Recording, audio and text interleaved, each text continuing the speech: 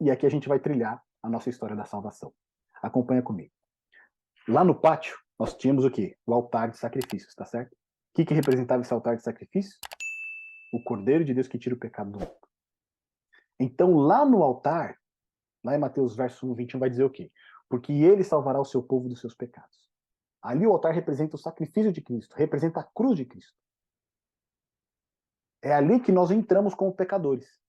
Nós reconhecemos que a nossa vida tem sido uma vida que tem desagradado a Deus, que nós precisamos de um Salvador, que nós precisamos de alguém que pague o preço do nosso pecado. Para onde que a gente vai? Para a cruz, tá certo? Para onde que o pecador ia no Antigo Testamento, quando tinha o ritual do santuário? Para o altar de sacrifícios.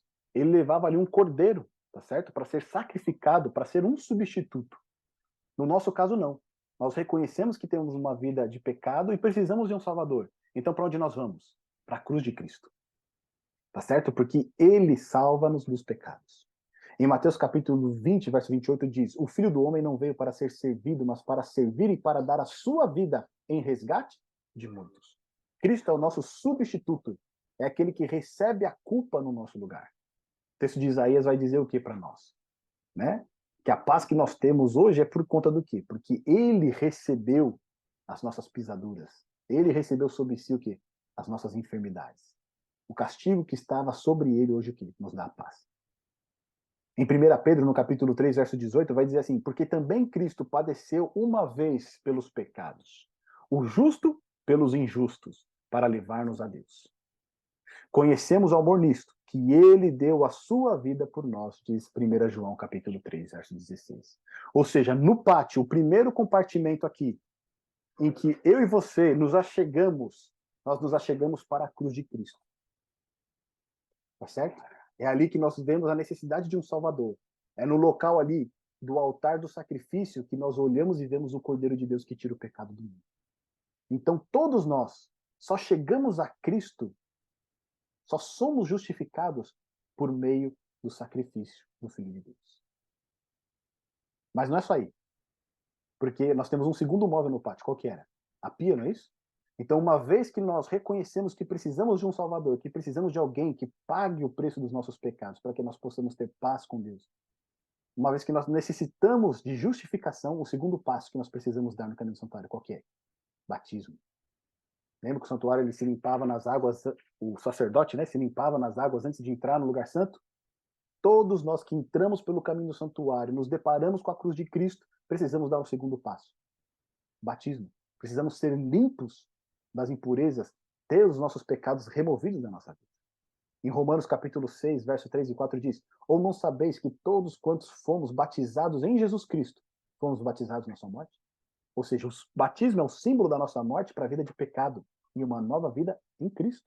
Olha lá, de sorte que fomos sepultados com ele pelo batismo na morte, para que como Cristo foi ressuscitado dentre os mortos pela glória do Pai, assim andemos nós também em novidade de vida. Lembra que a gente falou? Nós somos justificados, mas somos justificados para viver uma nova vida em Cristo.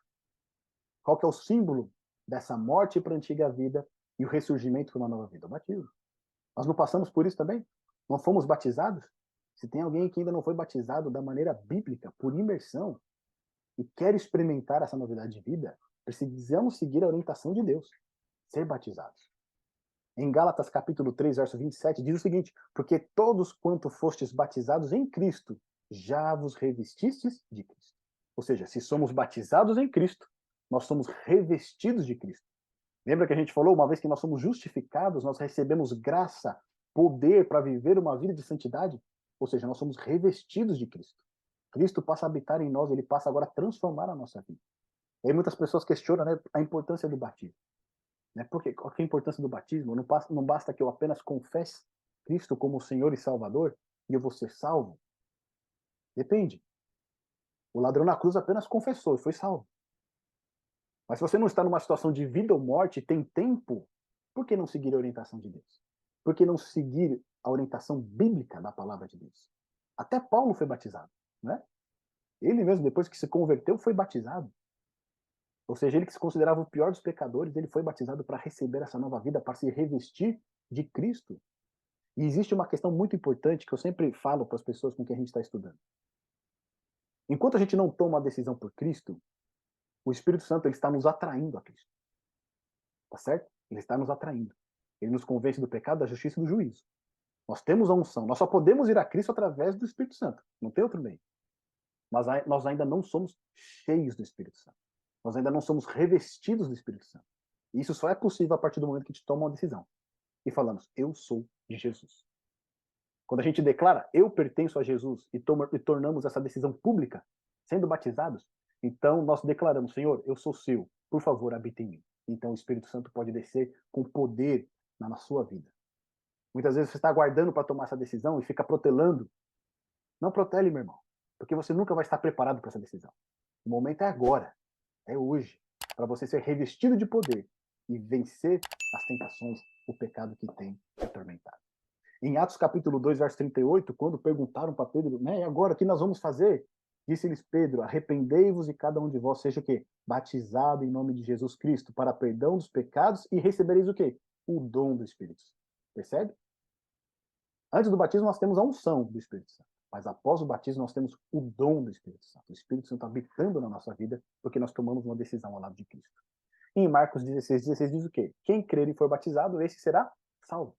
Então, o segundo passo aqui dentro do caminho do santuário, qual que é? O batismo. E todos nós passamos por esse caminho, tá certo? Ou iremos passar aí. No pátio é o lugar onde nós somos justificados, onde nós somos perdoados pela fé.